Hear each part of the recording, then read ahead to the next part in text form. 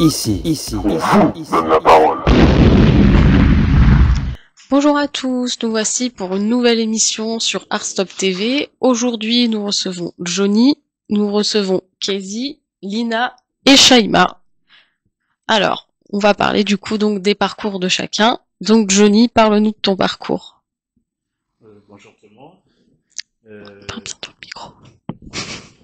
Merci. Donc, moi, je suis chanteur lyrique, on m'appelle chanteur d'opéra. Et j'ai été formé du coup ici en France depuis septembre 2024. Mais je chantais depuis longtemps quand même un peu dans des églises, ainsi de suite. Et après les portes de l'opéra se sont ouvertes un peu brusquement, si on peut dire ça, rapidement. J'ai commencé avec des ateliers lyriques dans des conservatoires, des projets un peu bénévoles, estudiantins. Ensuite, j'ai commencé à être embauché un peu dans des assos dont les solistes sont payés quand même, donc c'est comme un pro, jusqu'à gagner des concours. Le concours international de voix lyrique d'Afrique, qui s'est tenu ici à Paris. J'ai gagné en catégorie amateur. Je participe aussi à d'autres concours. Et voilà un peu en résumé mon parcours. D'accord. Kezzy, est-ce que tu peux nous parler de ton parcours? Alors bonjour à tous, moi c'est Kezzy. Je suis artiste du coup, plus précisément rappeur du 91. Donc moi, je rappe depuis que je suis né. Quand je suis né en fait, quand ma mère elle a accouché, moi je chantais Jocelyn Brown. Tu connais Jocelyn Brown? Ah, moi je chantais ça. Quand je suis né, j'étais tout nu, tout ça, je chantais Jocelyn Brown, tout ça. Je suis sorti du ventre. En fait, j'étais hard, j'étais trop chaud. Et puis, je me suis mis dans la musique, dans le hip-hop. Je me suis passionné pour cette culture qu'est le hip-hop vers mes 13 ans. Mes 13 ans, donc j'en ai 22 aujourd'hui, ça va faire près de quasiment 10 ans en fait que je suis dans le milieu artistique du coup, et notamment le hip-hop. Et je suis passé par tout ce qui est graphe avant de me lancer vraiment dans le rap en tant que tel. Et me foutre sur une scène pour la première fois grâce à un artiste du coup de ma ville et qui est assez reconnu qui s'appelle Dapro et qui m'a initié à ça de par des ateliers d'écriture, etc. Trop bien, Voilà pour mon parcours. trop bien. Ensuite, on va passer à Lina. Donc Lina, du coup, reparle-nous de ton parcours. Je parle de tout mon parcours. De ton parcours en tes derniers trucs que t'as fait. Enfin, surtout parler de l'élection Je vais aujourd'hui. surtout parler de l'élection. Oui, on t'écoute. Je suis venue plusieurs fois, du coup, mon parcours, je pense que tout le monde le sait, enfin, j'espère. Mais du coup, là, on va surtout parler de l'élection. J'ai été élue mi-charmante de France 2025, du coup, pour le 7 juin dernier. Et du coup, je vais aller représenter l'île de France, mi-charmante France, en octobre prochain, en Nouvelle-Aquitaine. Et du coup, voilà. Ça m'a électrocuté. Du coup, je soutiens surtout forcément deux causes. La santé mentale, notamment chez les jeunes, et les violences sexistes et sexuelles. Et je tiens une association qui lutte contre les violences sexistes et sexuelles, justement. D'accord, très bien. Shaima, parle-nous de toi. Alors, moi, j'ai été couronnée Miss Charmante Île-de-France, du coup, en même temps que Lina. Voilà, le même jour. Et on part toutes les deux en Nouvelle-Aquitaine pour l'élection nationale. Voilà.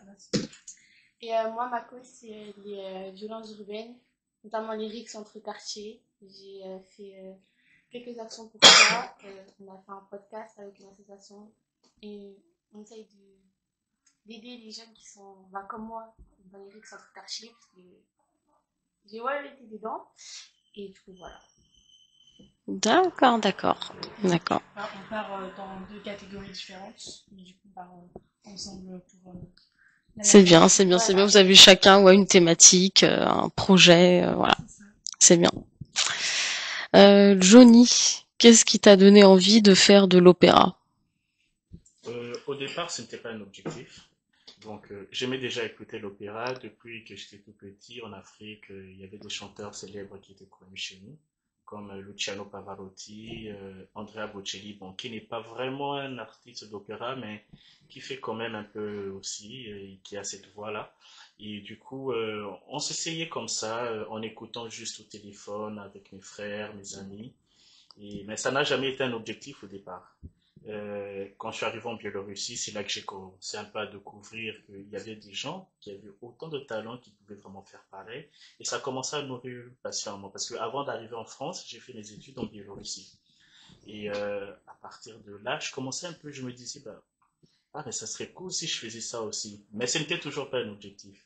Une fois arrivé en France, j'intègre dans des chorales toujours d'église et tout. Et c'est alors que la chef du chœur à Grenelle qui me dit bah, tu devrais intégrer un conservatoire pour apprendre le chant lyrique. Elle a insisté pendant toute une année parce que je suis arrivé en France depuis 2023.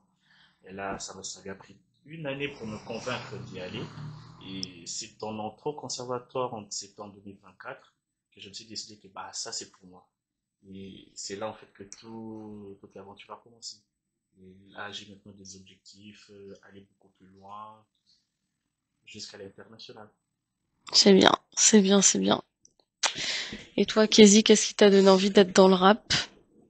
Moi déjà de base, j'ai pas baigné dans une culture musicale hip-hop, c'est-à-dire que mes parents n'écoutaient pas forcément de rap, c'était plus du Amy Winehouse, Michael Jackson, etc. Et c'est vrai que moi de base, j'ai toujours apprécié la musique en tant que telle, mais que j'avais pas forcément le talent pour. Moi, j'avais pas la voix pour. Tu vois, quand t'écoutes Michael Jackson, tu te dis que c'est quand même fou d'arriver à gérer autant sa voix, ses aigus, etc. Michael Jackson, déjà, dans un premier temps, pour moi, c'est l'artiste le plus polyvalent. Pour la simple Ouais, et c'est bonne vrai. raison que lui, il a eu toutes les couleurs. Il était noir, après il était indien, après il était arabe, après il est devenu blanc. C'est une dinguerie. Toutes les couleurs, toutes les couleurs. En plus, il n'y a pas une couleur, il était moins fort qu'une autre. Ah, et lui, c'est la diversité. Oui, La diversité ethnique, culturelle, génétique aussi. Waouh, incroyable. Michael Jackson, un grand savant. Grand savant. Quand il dansait sur scène, qui se penchait comme ça. Ah, moi, je regardais ça quand j'étais petit. J'avais des larmes et tout, je pleurais. J'avais peur, en même temps, j'aimais. Je comprenais pas. ouais, il faisait beaucoup d'émotions sur scène, ouais. Exactement. Et puis, je me suis dit que voilà, moi de base aussi, la culture hip-hop me passionnait. Au-delà du rap, au-delà du rap, le DJing, le fait de faire du graffiti, la danse, le break, etc. Et c'est vrai que je me suis penché vers celle-ci. Et j'ai découvert du coup surtout des personnes qui étaient imprégnées de cette culture-là. C'est ça qui a fait qu'aujourd'hui, je me suis orienté plus vers le rap entre guillemets que le chant ou autre chose qu'il en soit. Donc voilà, pour ma part, je pense que c'est plutôt un cheminement spirituel qui m'a emmené au rap, Je on va vois, je dire. vois. Donc aujourd'hui, je suis là où j'en suis. J'ai pu sortir énormément de projets, faire pas mal d'apparitions scéniques, rencontrer des plus ou moins gros artistes comme Monkey, Kondo, etc. Et à vrai dire, j'ai même pu porter différents projets avec le but de pouvoir transmettre aux jeunes, avec par exemple l'Académie du hip-hop, etc. Et bon, je pense qu'on en parlera après, mais c'est quand même quelque chose qui est assez important aujourd'hui, de pouvoir transmettre notre passion aux jeunes, et que ce soit par le biais de la musique, de la culture, ou peu importe ce qu'on fait, c'est quelque chose qui, pour moi, est très très important. Donc voilà. C'est bien, c'est bien. Lina, est-ce que tu peux nous reparler d'un bon souvenir que tu as eu dans cette élection de Miss Charlotte? Le jour du couronnement ou, Le jour du couronnement, oui. Le jour du couronnement, bah vraiment, c'est quand du coup, bah, on m'a posé la couronne sur ma tête.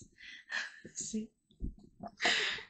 On m'a posé la couronne sur ma tête. En fait, je me suis dit, j'ai enfin réussi. Du coup, parce que ça fait 3 ans que je participe à ce concours et j'ai été élue les 2 dernières années première dauphine. Et Et là, je... tu voulais ouais. gagner. Et là, je voulais la Tu couronne. voulais, tu l'as eu. J'ai pas lâché. J'ai vraiment. T'as persévéré. Je persévère. Je voulais la couronne et j'étais tellement fière, en fait, je me suis dit, je vais enfin représenter ma région à la nationale après ce concours que je rêvais enfin d'avoir, en fait. Et j'ai pleuré, vraiment, j'ai pleuré toutes les larmes de mon corps, je pense. Et après, bah, quand j'ai su du coup que j'allais partir avec Shaima, j'étais super contente. Je me suis dit, on va faire une équipe de fous. Et en fait, tout ce que je voulais, c'était élever ma voix, c'était défendre mes idées et défendre les couleurs de ma région. Et je suis tellement fière et tellement honorée de pouvoir avoir ce titre. Et ce qui est incroyable, c'est de pouvoir rencontrer certaines personnes et tout en extérieur. C'est tellement beau et de pouvoir défendre mes causes. C'est vrai, c'est vrai, c'est vrai. Et toi, Shaima, qu'est-ce qui t'a donné envie de participer à Miss Charmante Île-de-France? Alors, enfin, le monde des Miss, ça m'a quand même intéressé depuis longtemps. Mais moi, j'étais plus dans ce qui est mode, tout ça. Et du coup, on m'a demandé si je voulais, si ça m'intéressait, etc. Et moi, j'ai dit, bah pourquoi pas, parce que j'avais vu l'aventure, etc. Je me suis dit, pourquoi pas, ça peut nous faire rencontrer des belles personnes, comme par exemple, bah, là, j'ai rencontré Nina et j'en suis heureuse. Et puis voilà.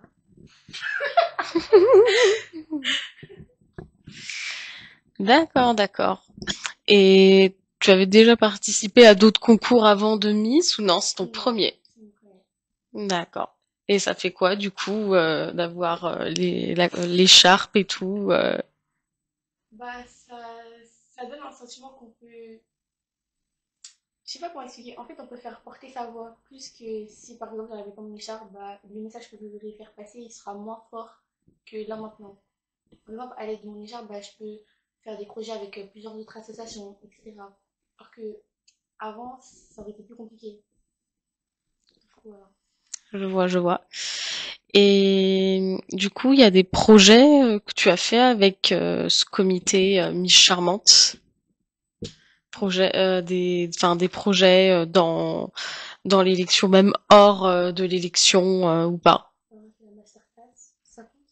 Ouais, je pense ce qu'on a fait. On a fait une masterclass, donc c'est un cours de catwalk.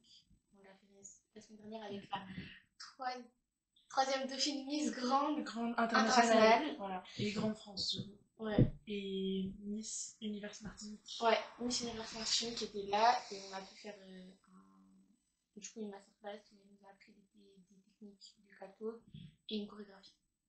D'accord. Très bien, très bien.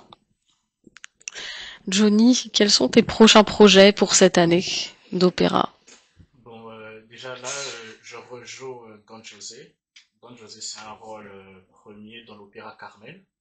Je vais jouer à Lannion, en Bretagne, en novembre. Et il y a aussi la Missa du Gloria. C'est une messe solennelle dans laquelle je suis soliste ténor. Bien sûr, il y a des concours en octobre. Je participerai à 2 concours lyriques, Georges Enesco et les Maîtres du Chant. Et l'année prochaine, je jouerai aussi dans une autre asso le rôle de Rodolfo dans l'opéra La Bohème. D'accord, intéressant. Pour le moment, parce que les projets ils viennent, ils s'ajoutent comme ça, donc ça bouge très souvent comme ça.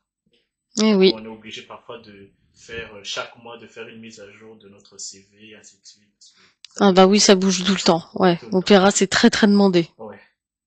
Ouais, c'est sûr. Et tu vas jouer à quel opéra? Le prochain, c'est dans Carmen, l'opéra Carmen de Bizet, D'accord, le lieu. à Lannion, en D'accord. Bretagne, à Lannion avec l'association Barbe Bleue. Donc voilà, j'ai été contacté comme ça, sans audition. C'est parce que j'avais déjà joué pas très loin, à Port-Brillet, toujours près de Bretagne. Je pense même que c'est dans le Bretagne, je crois. Et c'est avec une autre association, In Paradisum, dans laquelle j'avais joué le rôle titre de Hoffmann, pour les contes d'Hoffmann.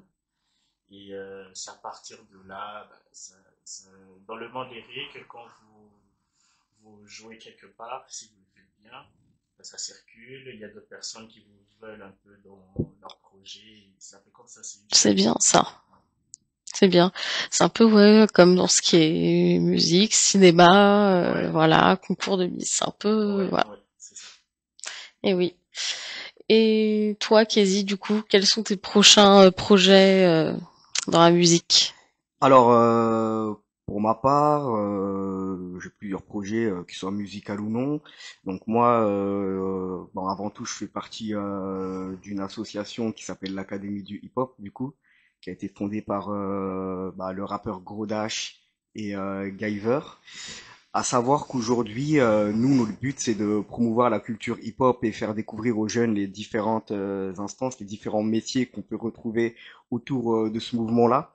Donc, que ce soit le fait d'être beatmaker, DJ, il y a aussi le fait d'être rappeur, mais aussi tous les métiers qu'on ne voit pas, donc caméraman, etc., clipmaker. Et nous aujourd'hui, on est sur un gros projet, c'est d'ouvrir en fait une sorte de petite salle commune et assez modulable du coup, dans laquelle en fait on pourrait y proposer différents ateliers. Donc on a déjà un local qui est dédié à cet effet aux Ulysses du coup, et faut savoir que notre but aujourd'hui, c'est de créer et un atelier où on peut faire de la musique, du beatmaking, des séances photos, parce qu'en fait, dans l'association, dans l'académie du hip-hop, du coup, on propose pas mal d'ateliers, d'initiation, etc. Et on a des photographes, des vidéastes et autres. Et en tout cas, il y a beaucoup de projets qui arrivent avec l'Académie du hip-hop. Et il faut savoir que pour tous les jeunes qui nous regardent, tous les jeunes qui veulent découvrir, veulent se lancer dans quelconque métier que ce soit et autour de l'univers artistique, du coup, ça peut être très intéressant pour eux d'aller suivre sur les réseaux sociaux l'Académie du hip-hop et voir ce qui s'y fait. À savoir que de mon côté, musicalement parlant, dernièrement, j'ai été relativement actif. J'ai sorti de freestyle. J'ai un morceau, un plus ou moins gros morceau du coup qui est apparu sur les plateformes le 10 et c'est le début d'une grande histoire parce qu'avec Kay qui est au-delà d'être mon beatmaker et un associé, un duo avec lequel je rappe, je produis et je fais de la bonne musique. On a de gros projets en fait qui arrivent, de gros projets et moi solo et nous deux. Et le but aujourd'hui, ça va être de faire découvrir au monde notre musique, notre style musical qui est ma foi assez particulier. Et il faut comprendre, il faut que les gens ouvrent les yeux, il faut que les gens voient ce qu'est le hip-hop, le vrai, voient ce qu'est du vrai rap. Parce que c'est bien beau d'écouter Lil Nas X et tous ces rappeurs avec des teintures, ma foi, assez, voilà. Mais il faut revenir à la base, à l'essence même de ce qu'est le rap. Et nous, on est là pour ça. On est là pour ça. Je vais même vous faire une confidence. Moi, je parlais avec quelqu'un qui écoutait nos futurs projets et qui nous disait que les gars, vous êtes des visionnaires dans le sens où ce mec déjà, c'est un mec qui il est pas d'ici. Ah. C'est un mec qui est même pas d'ici. Il est même pas de cette planète en fait de base. Je parlais avec un mec qui vient de Neptune, tu vois. Et il me disait que sur la planète là, ce que vous faites, c'est même Jay-Z. Jay-Z, si tu mets Jay-Z sur une prod avec moi, Jay-Z, voilà. Le feat qui sort pas. Le feat qui sort pas parce que on est trop fort. Ouais, j'ai des émotions des fois, tu vois. Je parle de ça, j'ai des émotions, c'est dur de parler. Bref, on parle pas trop. Prochaine question. Ah, ouais. Et oui. Lina, du coup, est-ce que vous avez gagné comment des cadeaux aussi, des surprises après cette élection ou... Non? Si, on a eu des cadeaux de certains partenaires et tout, dont la marque Shogun. Voilà, faut parler de cette marque Shogun avec un coffret et tout, du parfum, des crèmes et tout, des trucs comme ça. On a eu pas mal de maquillage. Voilà, on a eu une couronne. Elle est très belle la couronne. Voilà, c'est important d'en parler et tout. Et voilà, quoi, en fait, on remercie beaucoup de partenaires parce qu'on n'est pas toute seule dans cette aventure. Il y a beaucoup de marques qui nous soutiennent, beaucoup de partenaires. Et on les remercie énormément pour ça parce que sans eux, on ne pourrait pas aller aussi loin. Alors, un grand merci. Et du coup, ça fait combien de temps que ce concours de Miss Charmante, il existe? Ça fait quatrième année, je Non, crois. ça va être la troisième. Oui, La troisième. il me semble. Mais attends, il y a eu Victory. Tu fais depuis le début? Oui, moi je suis depuis le Ah, début. je pense que ça va. Ouais, ça va faire. Ouais, c'est la troisième année. C'est la troisième année. Ok. Et du coup, Shaima, est-ce qu'il y a d'autres concours que tu aimerais découvrir en Miss, en tant que Miss? Non. Non, pas pour le moment. Pas pour le moment, j'ai pas encore réfléchi à cette question. Mais pour le moment, non, j'ai pas encore découvert par la suite de mes Ok. Elle découvre un peu tout ça et il faut qu'elle. Mais elle prenne son temps, oui. Voilà, déjà c'est une super belle expérience pour elle et en plus je suis super fière de son parcours et de ce qu'elle entreprend. Et du coup moi je suis de tout cœur avec elle. N'importe quel concours qu'elle fera, moi je la soutiens de fou. Eh oui. Johnny, quels ont été tes meilleurs souvenirs du coup dans l'opéra? Alors, au début, je pensais que Carmen aurait marqué un peu tout, tout ce début de carrière, parce que le rôle de Don José, donc Carmen, c'est un rôle un peu, c'est un peu comme c'est un peu comme la montagne russe des sentiments, tu vois, parce qu'au début, c'est un soldat très vertueux, très catholique. Qui s'est engagé dans l'armée. Bon, bien sûr, avant de s'engager dans l'armée, il avait tué quelqu'un dans un jeu.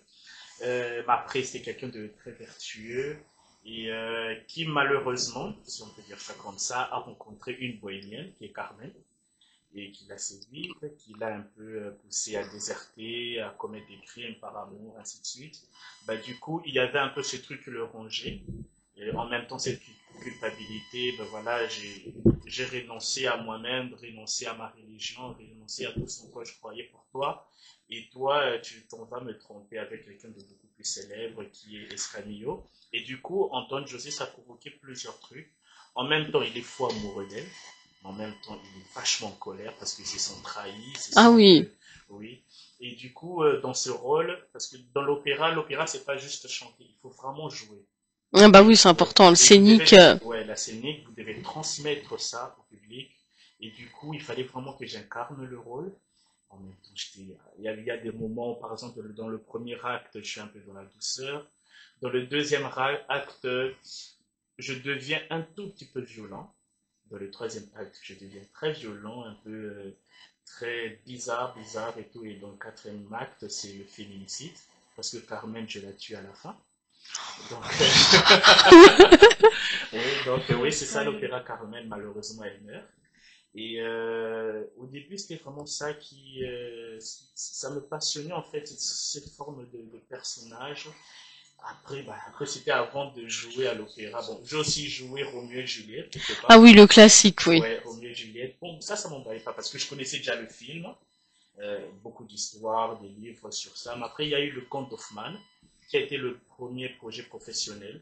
Et j'ai joué le rôle titre d'Hoffmann. Alors là, c'était vraiment le pic d'émotion parce que dans cet opéra-là, je suis un écrivain, je suis un poète, je suis quelqu'un de très intelligent, mais également quelqu'un de très extraverti, un ivrogne. Et du coup, dans l'opéra, j'entre un peu ivre. Et du coup, pour me mettre dans le personnage, Tu as pris une bouteille. Ouais, je buvais avant l'opéra. Il fallait que je mette. Bon, personne ne le sait, je pense même que le chef d'orchestre va pas le voir. Je buvais et en même temps, étant donné que c'était mon tout premier projet pro et le rôle le plus difficile, il y avait un peu cette perte de confiance en moi, ce syndrome de l'imposteur. Il y avait des gens, vous savez, quelqu'un qui vient d'Afrique, juste comme ça, qui arrive et du coup il a les premiers rôles. Il y avait un peu de mauvaise langue aussi qui fait tour. Oula. Ouais, ça c'est. Ah, la jalousie. Oui, après je pense que vous rencontrez tous aussi dans vos domaines et tout. Ouais. Donc il y avait ça, il y avait le fait que parfois la voix ne marchait pas à 1 heure de spectacle. Tu as cette émotion et ta mère qui t'appelle, fais confiance en toi, voilà, ceci, cela. Et puis miraculeusement, pendant la prestation, la voix a fini par donner. Tu t'amuses surtout, tu te fais vraiment, vraiment plaisir.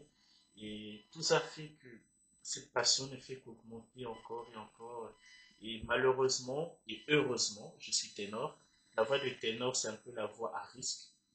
que tu vois là, je parle un peu en baryton, c'est une voix légèrement grave, mais quand je chante, je prends des aigus, presque comme si j'envoisinais le timbre d'une femme. Et c'est très difficile, c'est beaucoup de force mentale, beaucoup d'efforts physiques, beaucoup de discipline, et parfois ça peut craquer, ça peut Oui. on est dans ce stress constant, mais en même temps, c'est ça qui nous passionne, parce que c'est un peu une bête sauvage le fait d'être ténor. Quand tu es sur scène, tu sais que ça peut barder, et si ça barde, bah, tu risques même de couler un peu ta carrière, tu vois. C'est ce danger-là qui nous excite.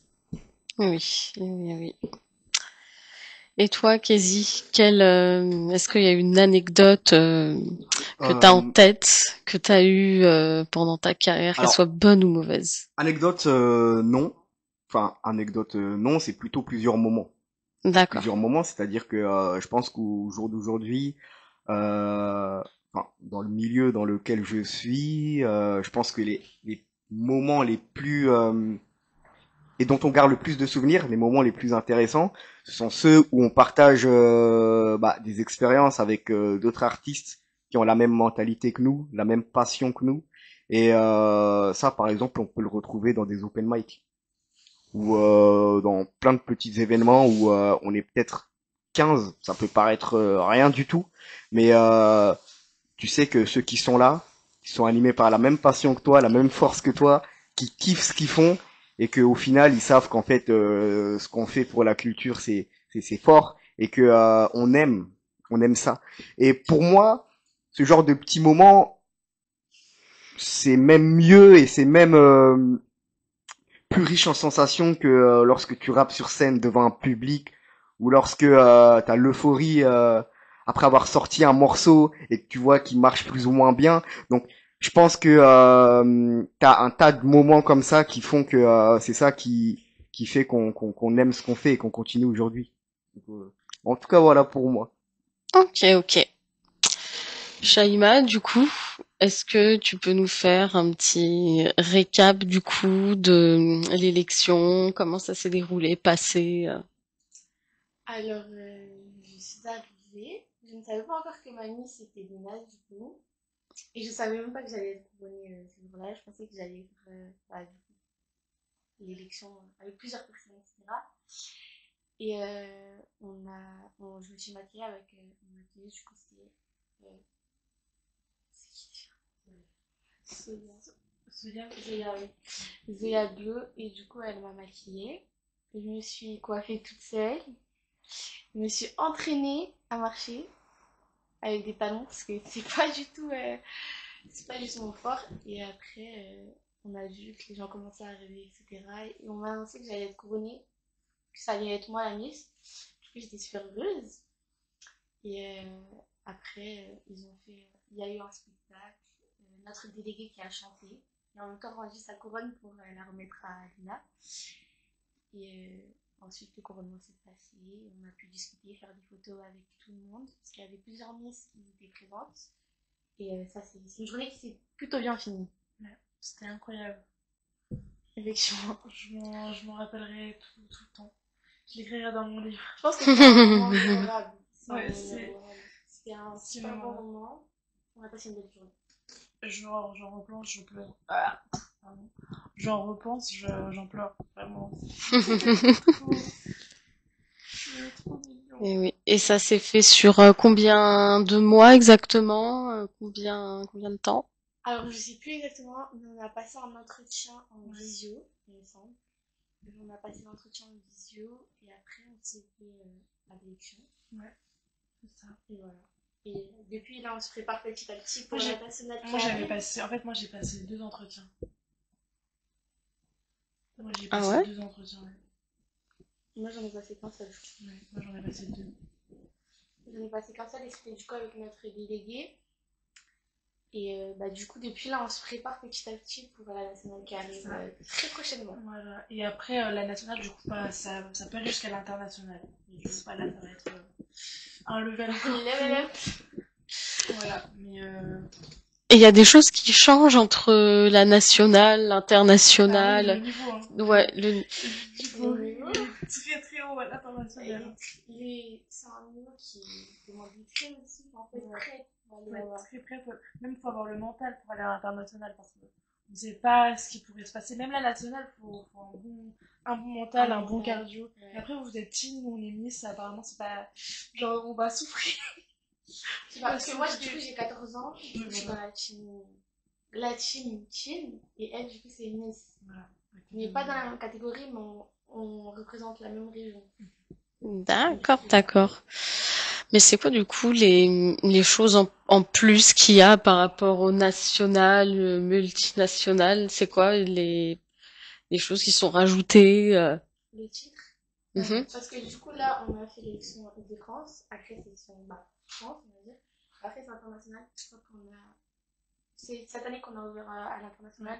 Du coup, je crois qu'il y a l'Inde. Pour l'instant, il y a l'Inde, Afrique du Sud, Ouais. il y a. Je sais plus. Non, il y a Guadeloupe, non, Guadeloupe, Martinique. Non, je crois pas que ce soit Guadeloupe. Ah, Réunion, voilà, c'est Réunion. Après, je sais plus. Parce que comme c'est la première année, le comité, il a pas pu avoir plein d'autres pays, mais déjà Inde, c'est déjà beaucoup. Afrique du Sud, c'est quand même des gros comités là-bas. Mais je crois qu'il y en a plus, mais on les a oubliés. On les a plus en tête. D'accord, d'accord. Johnny, du coup, dans quelle grande scène, par exemple, quel grand opéra tu aimerais te produire? Ah, ah. Alors ça c'est une très bonne question. Déjà sur mon fond d'écran, parce que sur mon fond d'écran j'ai mis un truc, c'est chaque matin quand je me réveille pour regarder quelle heure il est ou quand l'alarme sonne, il y a l'écran de veille qui est qui représente la plupart des grandes salles d'opéra au monde. Il y a bien sûr, nous avons la chance ici en France d'avoir le plus grand théâtre d'opéra, l'Opéra national de Paris, où j'ai chanté d'ailleurs le lundi passé, mais en chœur, pas en soliste. Et je rêve bien sûr d'y chanter, de faire des solos premiers là-bas. Je rêve aussi d'aller au Met Opera de New York, à la Scala de Milan, à Milan, Italie.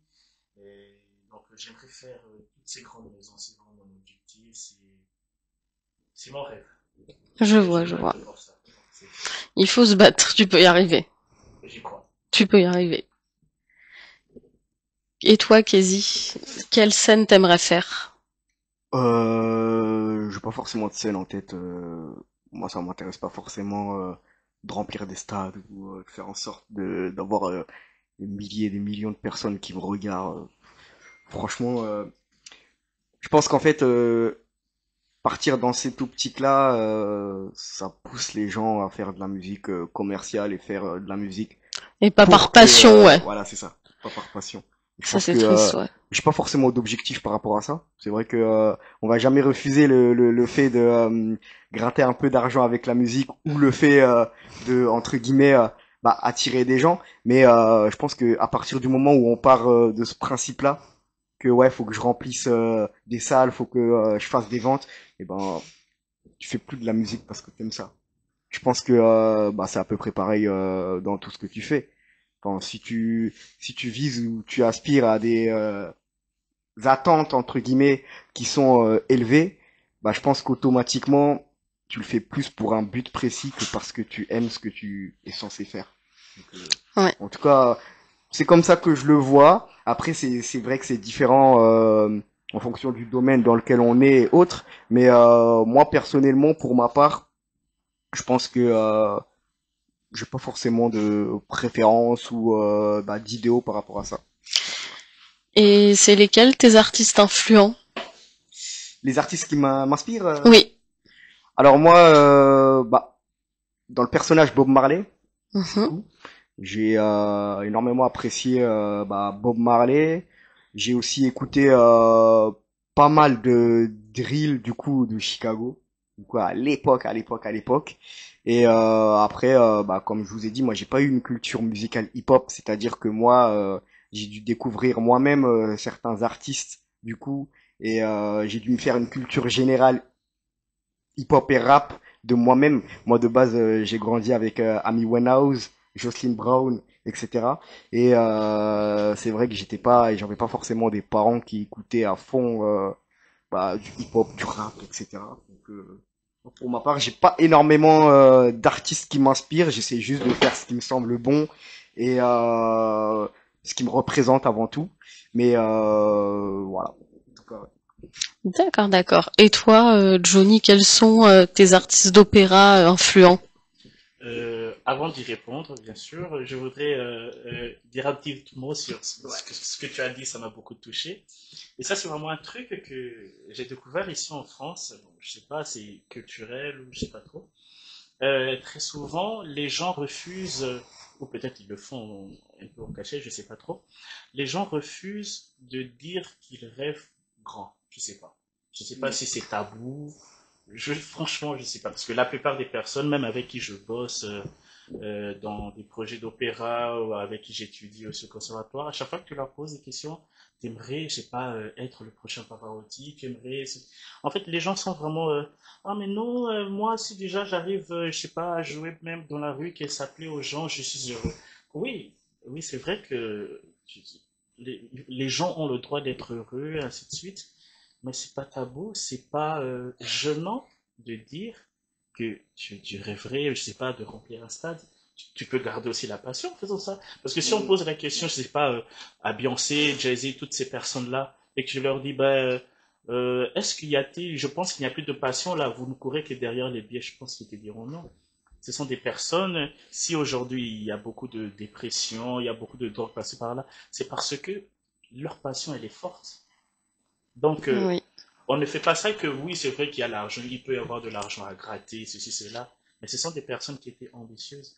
Et je pense, ça franchement, je n'ai pas de preuves, mais je pense que tous ces grands artistes ont à un moment donné dans leur vie, se sont dit, ben, moi j'aimerais être un très grand dans le monde. Et c'est pas un péché. Bah Donc, oui.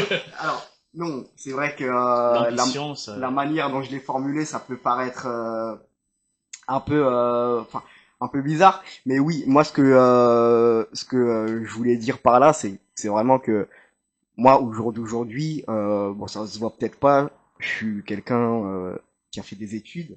Je suis quelqu'un qui a un poste à responsabilité, j'ai un statut de cadre dans une grosse boîte, etc. Et que au-delà en fait du fait de, de faire de la musique, moi j'aspire pas forcément à faire carrière. Ah, ok. Et c'était plus vraiment dans ce sens-là. Ça veut Ah, dire que j'entends et d'accord. je suis totalement d'accord avec ce que tu dis. Vraiment, je suis vraiment totalement d'accord. Mais moi, c'était vraiment dans le sens où moi, tu sais, moi j'ai ma petite vie. Moi, je fais ma musique par passion quand je rentre du taf ou le week-end. Et moi, je fais partager ça aux gens. Et c'est pour ça que je disais que, bah, oui, en l'occurrence, je vais jamais refuser de remplir un stade de France, hein. Ah, si je peux le faire, bien sûr que je m'en gênerai pas. Mais que c'est pas un objectif que je vise. Dans le sens où, pour l'instant, tu vois, je suis bien. Moi, tu vois, j'ai moins de 2000 abonnés. Et je sais que ceux qui me suivent, ils me suivent pour ce que je suis et pas parce que je remplis des stades ou je fais des plus ou moins grosses statistiques. Et Oui. ça, c'est intéressant aussi. Mais d'un côté, je me retrouve parfaitement dans ce que tu dis, toi, dans le sens où on est soi-même et en fait, on fait ça par passion. Et si la passion m'amène à remplir un stade de France, faire l'hôtel Accor Arena ou que sais-je, et ben je le ferai avec passion et avec plaisir parce qu'en fait je sais que moi je resterai moi-même et qu'au final tu vois, là où beaucoup n'ont plus les pieds sur terre ou prennent un peu la grosse tête, moi j'ai déjà je parle beaucoup de moi, ça fait un peu narcissique, Non, mais ça mais va, bon ouais. voilà, on est là pour ça je pense. Mais bah moi j'ai déjà goûté à enfin au monde de travail à toucher des sommes tous les mois etc. Je sais à peu près ce que ça peut apporter, les conséquences que ça peut avoir. Et c'est vrai que au travers de ça, rien n'exclut le fait que bah ça peut entre guillemets prendre du jour au lendemain. Mais moi, au jour d'aujourd'hui, je privilégie, comme tu disais, la passion plutôt que le monde, plutôt que les likes, les abonnés. On fait ça par passion. Et mais c'est très intéressant ce qu'il dit et je pense que c'est à peu près pareil même dans votre milieu aussi, dans le sens où le but, je pense, c'est avant tout faire ça parce qu'on aime, plutôt que faire ça pour remporter des titres, du coup. Et c'est toujours bien si on gagne, mais je pense qu'en fait, on peut arriver à un moment et se dire que Voilà, moi je suis là parce que j'aime ça et que je veux représenter, et, comme tu disais, faire porter ma voix. En fait, nous, on fait vraiment, par exemple, moi, je parle pour moi, mon rêve, ça a toujours été forcément d'avoir, enfin, pas toujours, mais en tout cas depuis 3 ans, d'avoir ce titre. Et la nationale, je me suis toujours dit que si je gagnais pas, c'était pas forcément grave. C'était pas forcément grave parce que j'aurais tout donné et je me serais amusée du plus que je pourrais. Et forcément, si j'ai le titre, moi je serais tellement heureuse et tellement fière parce que j'aurais pris une revanche sur ma vie. Mais forcément, moi, je fais d'autres choses en parallèle, comme du cinéma, et je suis actrice. Et un de mes plus grands rêves, ça serait qu'un de mes films soit produit, par exemple, pour Netflix. Ou forcément, ça serait, je vise, mais extrêmement grand. Et moi, par exemple, j'ai pas peur de le dire, que tous mes rêves, j'ai une liste de tous les rêves que je veux accomplir. Il y en a 100. Et j'ai pas peur de le dire que je veux absolument tous les réaliser. C'est bien, c'est bien, c'est bien. Faut être déterminé dans la vie, faut pas avoir peur, faut y aller. Et bien sûr, faut aussi, si ça ne marche pas, ben, au moins on aura essayé. Faut toujours essayer, oui. Donc, c'est pas gênant de le dire, et ça, je m'adresse même à, voilà. Bah, en fait, moi, à chaque fois, j'ai essayé de faire plein de choses pour que on me reconnaisse un minimum, pour qu'on sache ce que je fais et tout. Et le seule chose que je fais qui, bah, a eu un peu, bah, que pas beaucoup de gens m'ont reconnu et que j'ai eu une petite notoriété vite fait, vraiment, rien de bien méchant sur TikTok, bah, c'est vraiment un des trucs que je ne fais pas habituellement. Et du coup, bah, c'est vraiment un truc nul. En fait, j'ai été vraiment pour un truc nul. Oui. Vraiment, mais ça, c'est vraiment partout sur TikTok. Ah, quand t'es tombé, non? Je sais pas la vidéo, ah, t'es tombé. Ouais, c'est ça. Bon, moi, t'as eu ton petit quart d'heure de gloire, hein, voilà. Il est encore là actuellement, voilà, je vais pas dire un buzz non plus, mais... Oui, bon, voilà. Ah, et la petite vidéo, c'est toi dans la vidéo, et là, tu fais, non. Ouais, voilà, celle-là, elle a eu plus de 300 000 vues sur TikTok. Ah ouais? Voilà, et du coup, bah, c'est vraiment un des trucs que je ne fais pas du tout. Et voilà, j'ai été, on va dire, pas vraiment connue, mais on m'a reconnue parce que je suis tombée dans une vidéo. Bon, voilà, c'est... Mais... mais en tout cas, je suis super contente d'avoir fait ça parce que je me dis, ouais, j'ai mon moment de gloire, faut me reconnaître. Mais tout ce que je fais, je le fais par passion et j'ai pas peur de dire que je vise grand, mais toujours avec l'envie de faire ça pour moi et parce que je suis fan et que j'adore tout ce que je fais en fait. C'est bien, c'est bien. Johnny, est-ce que tu aurais des conseils à donner à ceux qui veulent se lancer dans l'opéra? Oui, bon, tu veux du coup que je réponde à ta question là ou non? On passe, je sais pas. Oui, à la question des conseils, ouais, que tu donnerais.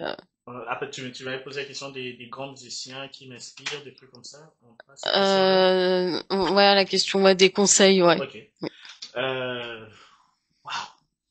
Étant donné que parce que je suis encore quand même pas au début, je sais pas si c'est légitime pour moi de donner des conseils, mais en même temps, je ne peux que dire ce qui a marché avec moi, y croire, essayer quand même, parce que le syndrome de l'imposteur, c'est très dangereux quand même, parce que tu peux avoir beaucoup de talent, pas que dans la musique, dans plein d'autres choses, mais bien s'entourer aussi, hein, parce qu'il y a ces personnes très toxiques qui peuvent te faire douter de toi, et y croire, se nourrir aussi de cette passion, c'est-à-dire, tu aimes la musique, bah, écoute la musique, va voir les gens faire ce que tu aimes, ça peut développer en toi une certaine confiance, et cette audace-là de, bah, ok, bah, je vais aussi essayer, ça peut ne pas marcher au début, mais après, on continue, tu vois, c'est un peu la célèbre phrase qu'on retrouve dans les films, dans les dessins animés, machin et tout.